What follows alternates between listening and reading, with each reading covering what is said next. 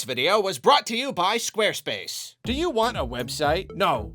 Do you need a website with a burning passion? If that's true, and also that passion is inversely proportional to the amount that you know about making websites, then you need Squarespace. I needed to build my website, Arlo Recommends, because I need to recommend things to people. It's just who I am. And all I had to do was pick a template. I messed around with it a little bit, tweaked it here and there. I was done. I had my website. Now making content for it is a snap. I paste in my text. I format it however I want. I stick videos and tweets and pictures and whatever I want in there. I schedule it all to go out at a predetermined time. I have it automatically pushed to my Twitter when that happens, and then I'm done, and the content just kind of goes off on its own. When the content goes out, I can sit back and poke around their suite of analytics, and I know that if I ever need anything more, Squarespace offers a great array of powerful extensions. To try out Squarespace for yourself, head to squarespace.com for a free trial. Then when you're ready to launch, head to squarespace.com/Arlo to save 10% off your first website or domain. And now for today's recommendation: chickpea noodles. Noodles made out of nothing but chickpeas and sometimes lentils and other beans. Lots of different brands to choose from, and you can even make them yourself if you want to. They're a great alternative if you're avoiding grains. I just love them. Thanks again to Squarespace. Now I need to get on with the video. Ouch. Hello, my friends, and welcome to another episode of Spicy Take Salad. This is a special Zelda edition. I put out the tweet for people's controversial opinions, and it was just like a general thing, just like for a general episode, and I got so many Zelda opinions that I thought I would do a whole Zelda-themed episode to commemorate the launch of Tears of the Kingdom. Did you know that people have a lot of Zelda opinions? Just news to me. I didn't realize. Apparently, a whole lot of people have a whole lot of opinions about Zelda. Of all things, who knew? Let's get started. The only good 2D Zelda is Minish Cap. Most 2D Zelda games are boring. 3D Zelda games are always more fun and make way more sense for the series progression. I agree that Minish Cap is an awesome game. I also agree that 3D Zelda is more important. It just is. I mean, even just in terms of raw sales figures, the 3D games outsell the 2D games like by a pretty wide margin. 3D games are bigger, they're more complex, they got fancier graphics and those kinds of things. They resonate with people, you know? The 2D games, they're a little more niche. I don't know if I'd call it niche, but it's just certainly not got as broad of an appeal as the 3D games. That is a simple fact. However, as for the rest of this, you know, the meat, the inside of this spicy take sandwich we got here, come on, what are you talking about? I love Minish Cap, it's incredible, but it's hard for me to believe that anybody would like Minish Cap without also having a pretty deep love of the other games too, you know? Like I don't just love it because it's good, I love it because I already have this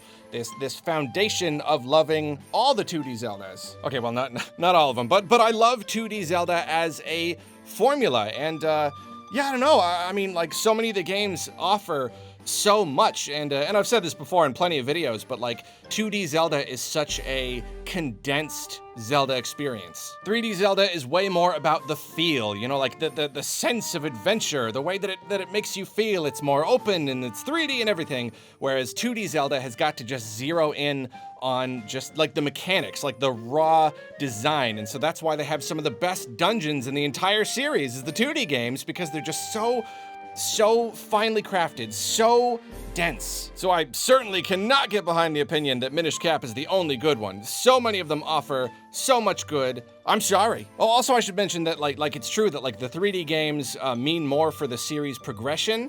The 2D games are a lot like simpler. However, if they were still making the 2D games, who I'm not talking to you, I'm talking Nintendo, if I should look for Nintendo, if you were still making 2D Zelda games, then you could have more progression. It wouldn't be as big of a thing, but it could be progressing. We'd get new games with new stuff.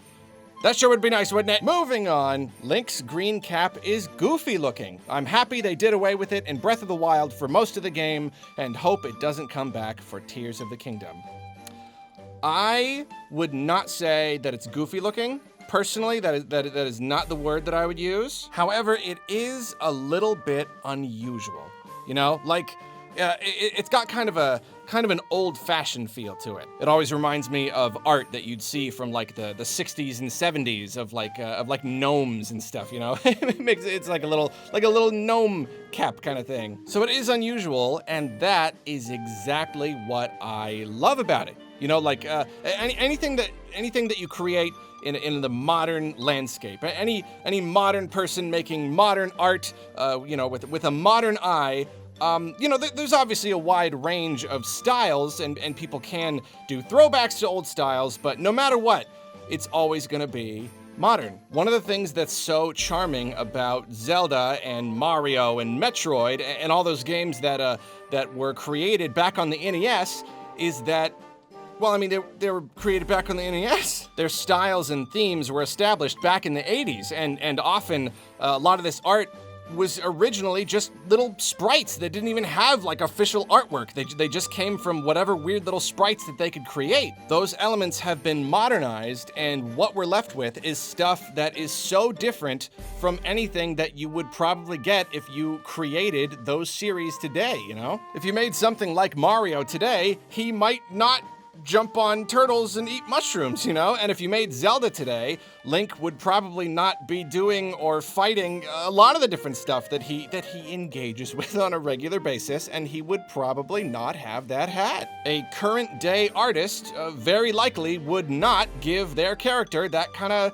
gnome cap, you know? And I think that is exactly what makes it so interesting and special. I think it's smart that they've kind of moved away from it with the recent games, but I don't think it should ever go away entirely, especially because of its whole origin. There's a reason why it is now built canonically into the series, why he wears that outfit. So yeah, I like it. Moving on. Folks that complain about the durability system in Breath of the Wild are just bad at the game. Skill issue. Come on. No, that's too far right there. That is a drastic oversimplification. For one, it's just strictly untrue. I mean, like, you can talk to tons of people and ask them, do you not like the durability system because it makes the game too hard? And they'll be like, no, it's not about being hard at all. It's just annoying. It's a really, really big difference. They might not have any problem getting through the game. They're just too annoyed to do it. And look, I get where this is coming from. I completely understand it. I am a fan of the durability system. I think it was cool. I think it added a good amount to the game.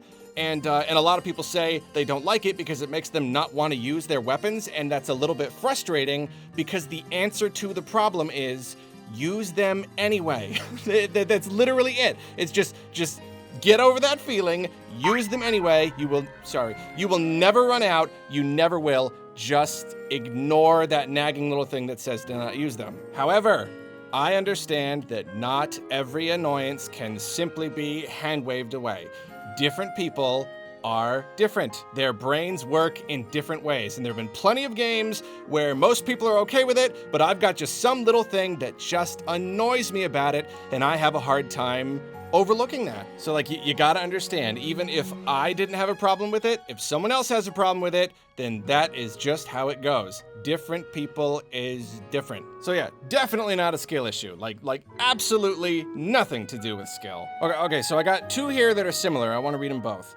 The Divine Beasts and Shrine system of Breath of the Wild is more fun than grinding your way through sprawling, frustrating, and often playthrough-ending dungeons of Zelda's past. Similarly, traditional Zelda dungeons are tired. Let's never go back to them. Let the series move forward with future and current generations of Nintendo developers. I like this. You know, you got a whole lot of people who love dungeons, and they don't even like Breath of the Wild that much because there just aren't enough traditional dungeons. But here you have brave souls, brave enough to bravely state that the old dungeons stink. I personally do not agree. I love Zelda dungeons, and there's a very, very large amount of the player base that loves them too. You know, like that traditional Zelda formula, that was Zelda. You know, a lot of people would argue that that is a core tenet of Zelda's identity. However, I can 100% sympathize with anyone who thinks that the old dungeons are confusing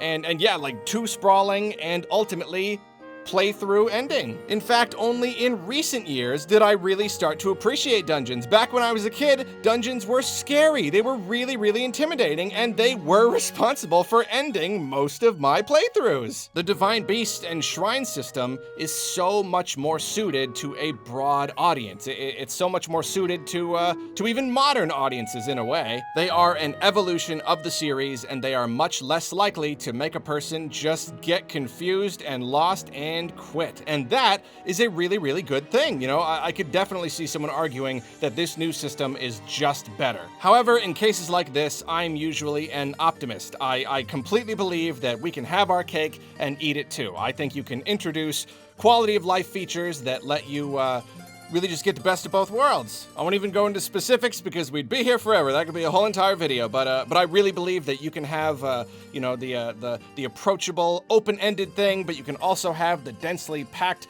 puzzly kind of thing with the really tight design. I see no reason why you can't have both, at least to some degree. You know, there's no reason to leave the old thing behind completely. That would just be way too much of a waste. I mean, heck, if Zeldas keep being completely open-ended and no one part of it is necessary at all, then you just have both. Like, just have both. You want this kind of dungeon? Go do that one. You don't like these other ones? Don't do them. Problem solved. Everybody's happy. Oh, what is this? The turns have tabled. The other side of the coin. The Divine Beasts were horrible. It's the same gimmick 4 times in a row with literally just Ganon 4 times, but he has a different element. Hyrule Castle was the only good dungeon in Breath of the Wild, and even then the boss of Hyrule Castle was a letdown. I absolutely love how different people are. I love it. I think it is a thing to be celebrated and examined and discussed. 2 people can play the exact same game and have completely different experiences. Completely different. I do understand that in such a big game, any kind of repetition is a little bit disappointing, you know? It's like you were designing a game this big, you couldn't have taken a little extra time to make these things a little bit more different, and I agree, like the bosses are, I don't know, at least thematically, I feel like they have very different attacks, but like thematically, yeah, you know, we're used to being like, oh no, it's a big Dodongo, it's a big spider, but this really is just Ganon things 4 times, and the 4 dungeons were very similar, but I feel like even just the idea of having 4 primary dungeons that all have the same basic idea of taking place on a big robot animal, and you get to like change different parts that move back and forth, and that changes how the layout is. Like having 4 different versions of that same overarching theme. I think that in itself is something different for Zelda. I think that in itself is an innovation. It's something new. It's such a clever idea, both narratively and mechanically. The whole thing is just so, I don't know, it's just got this freshness about it. And then the dungeons, they're more open-ended. They're very dungeon-like, but they don't do all the traditional things that dungeons do. And so that was really refreshing. They had lots of repetitive elements, but then they still had their own unique themes in each one. And yeah, I guess I just can't agree. That's all I gotta say. I thought they were a whole lot of fun. They're all similar, but they're all similar in how cool they are, you know, and just how well they're crafted. And they're not quite so dense as old dungeons. I definitely get that. They don't quite have the same level of like puzzly interconnectedness, but then they do in a lot of other ways. So I don't know, I really can't say. I think the dungeons are good. I disagree. Sorry, moving on. Zelda isn't a franchise that would suit the form factor of a movie, animated or otherwise. Here's the thing. I got, pull up a chair. I got a little story for you. You see, way back when I was just a little lad, a little baby lad, 5 or 6 years ago, there was a certain other video game franchise that we were saying the same thing about, that people said could not be made into a movie. People said, how would that even work? It doesn't even make sense. These games don't even really have stories. You can't turn it into a movie. Do you know what game series I'm talking about? I think you probably do. It's Mario. It's called the Mario Twins. They look the same. People said the same thing about Mario, and look look what happened. We got ourselves a movie. We got ourselves a pretty darn good movie. Or at least, depending on who you are, at least a pretty darn okay, a pretty darn competent movie. Now I understand that there would be challenges. It would probably not be perfect. What is even the tone of the movie? Is it serious? Is it colorful? Zelda itself is both serious and colorful at different times. Link is overall an even more silent protagonist. Mario's kind of a silent protagonist, but Link is very much so. He really does not use words at all. It would be hard, but I would not go so far as to say it was impossible. You know, like Zelda is Nintendo's more story-heavy series. Like that's just, it's got a lot more to work with. Definitely okay to still be skeptical of this idea, but after seeing the Mario movie, I am much less skeptical and I am much more confident in the abilities of Nintendo to adapt their properties. A Zelda movie, like especially an animated one, ooh, like a cell animated one, you know, like traditional 2D animation. Oh, I get the goosebumplies just thinking about it. I think it could work. Would be hard. But what do I know? I don't know how to make a movie. There's a lot of people out there who are a lot better at making movies than me, and I think at least some of them would know how to do it. If it wasn't for the controls, Spirit Tracks would easily clear most of the other 2D Zeldas, including, yes, A Link to the Past. I have only played Spirit Tracks one time. I definitely need to play it one or two more times to get a really good feel for how I feel about it. That said, I think it has a lot of really good elements to it. Zelda as a character is great. The whole train thing is really fun. And I do have a problem with the controls. I hate the touch controls in both those games. I really don't like them at all. But I don't feel like the touch controls are the only problems. I feel like a lot of that game, a lot of Spirit Tracks, was just a little bit forgettable. I didn't play it that long ago, and yet I really just barely remember anything about that game. And I felt like the dungeons didn't really pick up in just like quality and complexity until like the last couple. And so that was pretty disappointing. So at least from my current perspective, I definitely cannot agree. I think a lot of the other 2D Zeldas are much better, not even counting the controls. But I appreciate the opinion. Ocarina of Time and Majora's Mask are not merely overrated, but buggy and unpleasant even by the standards of their time. They're not horrible games, they have their moments, but they're not good games either.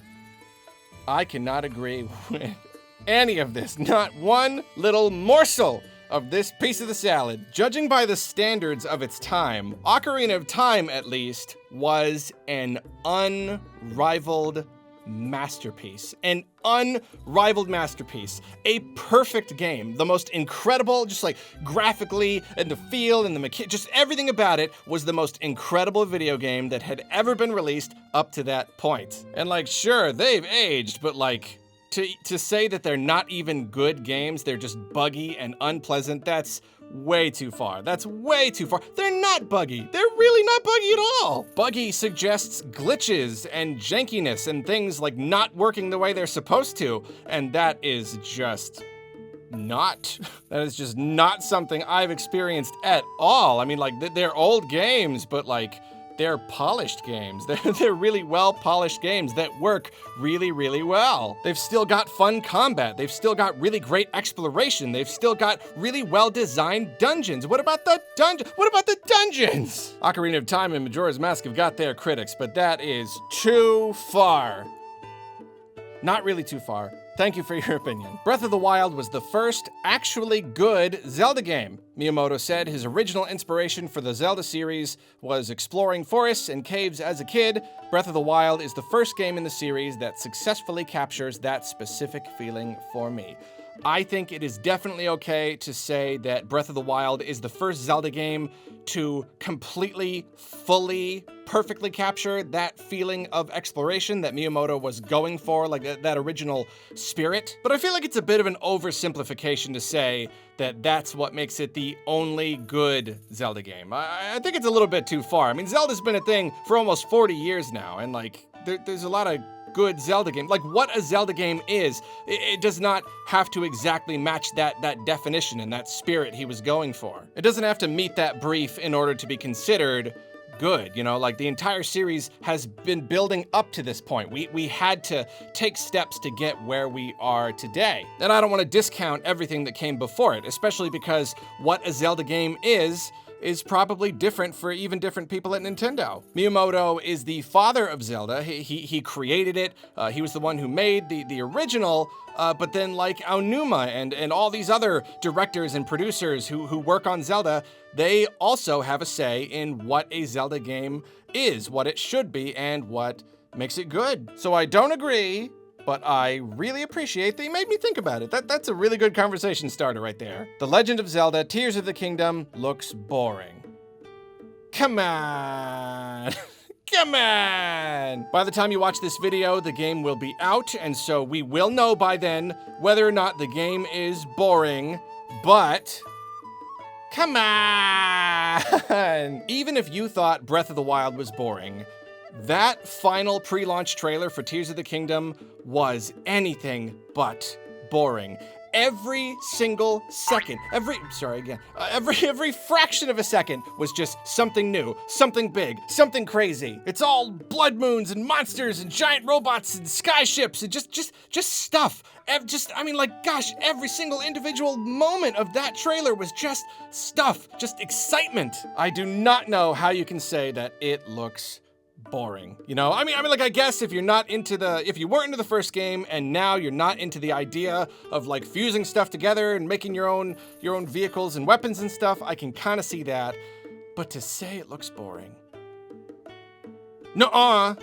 That's my answer to that. Nuh-uh. Well, that's it for this episode of Spicy Take Salad. I hope you enjoyed it, and we got more coming soon. Like I said, I put out the tweet, and this was just the Zelda-related one. So yeah, we got a lot more to pull from. And real quick, before we go, it's time for a brand new segment I like to call Arlo quickly responds to critical comments on a poorly received video, even though he knows the best course of action is to ignore them, but addressing the issue is the only way he can get rid of the nagging anxiety in the back of his mind because he struggles with rejection sensitivity. Today, we're discussing the video I did on Tears of the Kingdom's big pre-launch trailer, which a lot of people really took the wrong way. They thought I was accusing Nintendo of spoiling too much when that's not what I said at all. I just said it was more than I personally wish I had seen, and I went on this whole thing about how I watched it because I realized that it's my job to watch it, and I think that came across as weird and like I'm a privileged person complaining about something stupid when I really just like to include personal details because I find those kinds of details interesting when they come from content creators that I enjoy. And the tone was supposed to be lighthearted, but people thought I was like super legitimately bummed and having this big privileged pity party, when in reality, I was just tired because the trailer dropped early in the morning and I had just woken up. None of it was supposed to be taken super seriously. I just didn't do a good enough job imagining how it would come across. Tears of the Kingdom looks great. That trailer was incredible and I'm really excited to play it. There you go. Now I can sleep. See you later.